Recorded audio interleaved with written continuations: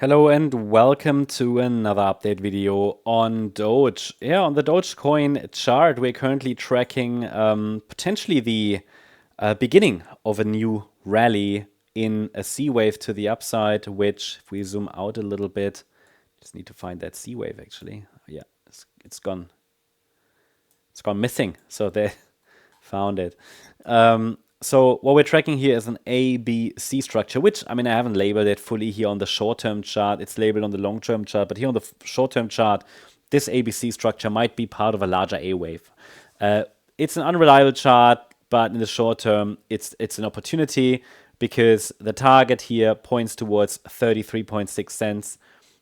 From down here, obviously, and as long as the Thursday low is holding, that is a reasonable, plausible scenario that the market might move into this direction. What we're labeling here as well is the first 5-wave pattern to the upside of that C wave potentially. Yeah. Again, it doesn't make sense to label it fully. It could be that it's taking it, sometimes we see radical third waves like here. And it's doing it in a straight line pretty much, just in the third wave. It's also possible we're forming a more well-defined 5-wave pattern, so that what we see here is actually 5 waves in a wave 1.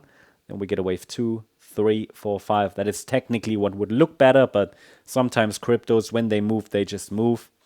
So can I promise you that we go up for higher from here? No, but I think it's a plausible scenario because we do have a pretty much complete looking ABC decline. So that C wave ended as a 5-wave move. Have we bottomed? Is the low in? I can't promise it, but we've started a rally from a point where we can make a reasonable case that we are starting the next move to the upside, because it's just that the pullback structurally was complete, and we've seen something that looks even like I would say, micro 5-wave move up from the Thursday low. So, I mean, what can I say? It's looking somewhat promising. We had a pullback in what I would say is a potential wave 2, corrective pullback. That might be unfolding right now. Pullback is quite shallow at this point, but again, this is now really on the nano level. Price is currently testing the support area I shared with you yesterday. Technically, the price has room all the way to 17.2 cents to form this wave 2 correction before we start a third wave rally. So this is just labeling it on the nano level here, a potential 5-wave move up. So as long as the 17.2 cent level is holding, I prefer that the market has actually bottomed, because it would look best.